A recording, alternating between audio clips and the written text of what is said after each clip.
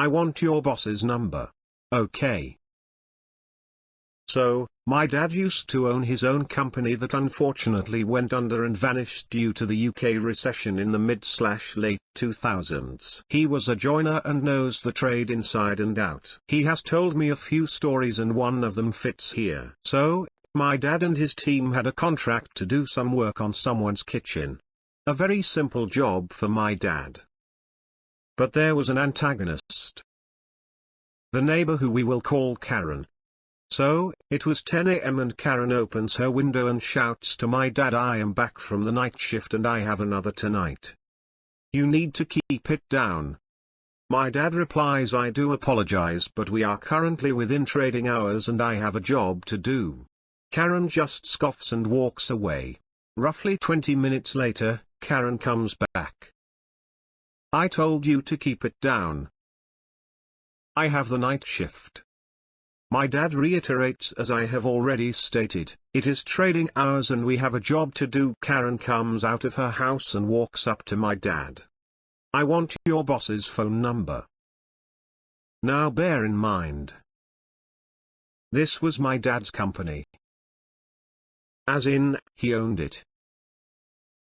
He was the boss.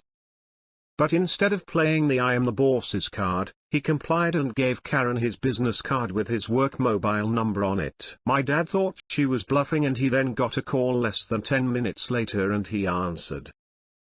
It was Karen. "I would like to make a complaint.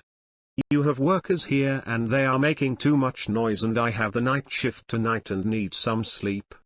Also, one of them was extremely rude to me and needs to be dealt with." My dad replied with, "As I have told you twice already, through your window, it is trading hours, we have a job to do and furthermore, your night shift is of no concern to me or my team." Karen just swore at my dad and hung up and my dad was able to finish the work he was given. He told me that he was expecting Karen to come out and punch him in the face but that never happened. Now to the comments. I gave out the local FBI office phone number to someone who wanted to speak to my boss once. I have it memorized because I used to give it to people back in the 90s as a prank.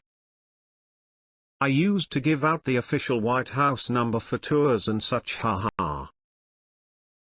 Back in the 80s there was a number in Oklahoma City for dial a prayer. I did give that out to my married boss once, who bet me that I could not get him the phone number of a really attractive patron. I stopped by and chatted with her for a few moments, wrote the number on a piece of paper, handed it to him, and collected my dollar bet. I know he was bluffing because he never called me on the prank. I had this happen one glorious time. I was a department supervisor in a library and also could be in charge of the building if my manager was out. We didn't wear badges that had our title, so one worker looked the same as another. One day we have a lady yelling at my team asking for something impossible, like it was against policy and set in stone. She got to where I was sitting and demanded that I give her what she wanted and I told her it was impossible. She then demands to see the department supervisor. So, I stood, did a twirl, held out my hand, and introduced myself as the department supervisor. Apoplectic, she demanded to see the building manager, which told me she knew our org chart and this wasn't her first Karen rodeo. So, I turned like I was going to the back, then turned back to her and informed her I was the acting building manager and she still wasn't getting what she wanted. Lady stormed off after that. Don't duck with my team. Similar here. I was a duty manager at a gym, so I would run it while on shift, but there was a general manager above me, and usually if someone demanded to speak to the manager it would be her. But one time someone complained to me, I didn't satisfy them, so they, in a kind of smart-ass way, demanded to speak to the duty manager. And for a brief, glorious moment I got to point out to them that that was also me. Then they asked for the general manager. I was an assistant manager at a gift shop for a decade. I couldn't count how many calls I received to complain about how rude I had been. It's amazing how many people mistake rudeness with an answer they don't like. There is no way anyone can say no to a Karen in a way she will think is polite. It's amazing how many people mistake rudeness with an answer they don't like. That's it in a nutshell. I've experienced exactly this a few times over the years. It's now called bullying. An answer you don't like? You're being bullied and everyone shall stand with you against such actions.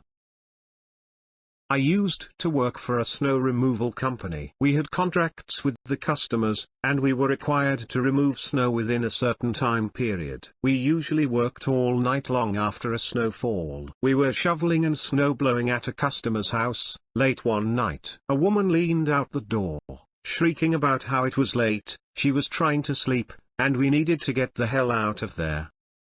So, we did. Have fun shoveling, Karen. This. I both can and can't believe this. I used to work midnight to 8 in the morning at a hospital. I moved into a new quieter apartment complex and paid an extra couple hundred for the privilege. 2 months after moving in, they began construction renovating the exterior and repaving the parking lot. I couldn't sleep for 10 months without earplugs. It sucked, but I still didn't get mad at the world for it. They built an apartment building right outside my window. Literally 3 or 4 meters away. I still remember that one song that crew played constantly at all hours, beep, beep, beep, beep, beep, beep. Fush. Beep, beep, beep, beep, beep. Your favorite song must be the Little Nash Rambler. I have a similar neighbor here in Milwaukee as I renovate my house. She's constantly complaining and demanding things of our contractors as they just try to get their work done. Plot twist, her name is actually Karen and she is the Karenest Karen you could ever possibly be Karened by. And no, Karen, our new garage foundation will not kill your tree. We are using LEED safe practices, and your neighborhood petition to stop construction on my property is of no legal consequence. I now live next to an actual, real-life Karen. Does she expect the entire apparatus of modern global capitalism to accommodate her sleep schedule? Yeah. I mean, today I went to sleep at 10 a.m. and had a work crew outside my window. It sucks, but it's also just reality. Not going to complain about it.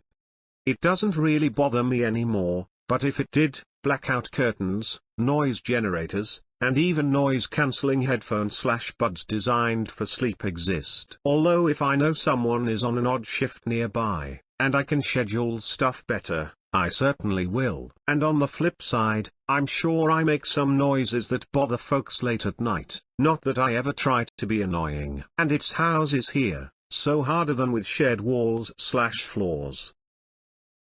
Can you educate me on these anti-noise utilities? I'm very noise sensitive, but I don't know where to start with shopping for that stuff. Used to manage a small factory. We sold some products for school fundraisers sometimes. One time we got a call from a customer. Mind you, only 2 people on the whole factory would ever answer the phone. I was one of them. I have spoken to 5 of you already, he starts, and the product I received is stale. I need to speak to a manager. Obviously I already know this guy is full of it based on the facts that this was the first time I've talked to this person and the only other person who would answer that line is the president of the company. So, I walked to his office to give him the drop and confirm he hadn't answered this call before. This guy was full of it, trying to get a refund, starting the conversation with a lie. I don't know if my boss refunded him or just brushed him off as a liar. I had respectful builders that spent months refurbishing the house next door. They knew I worked early morning and he knew what time I went to bed, so he always did all the loud stuff early in the day and he always checked in with me weekly about the noise and if there were any problems. I never asked or complained about anything from day one. Some people are different.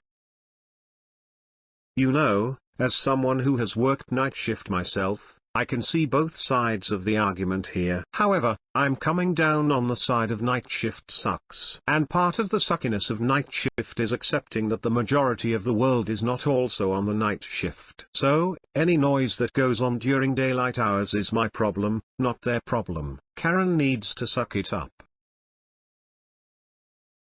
I feel you there. I'm on nights and my neighbors had contractors working on their place nearly all summer. They always parked on my side of the street and slammed the truck doors multiple times throughout the day, causing my dog to freak out and wake me up. After 2 weeks and realizing they weren't going to be done anytime soon, I went over and talked to them. I explained my situation and asked if when possible, they could try to park on the other side of the road and be a bit more gentle with their truck doors. I actually managed to get some sleep after that for a week, until they started on the roof. Lol. People are generally understanding and will go a bit out of their way for you if you are polite.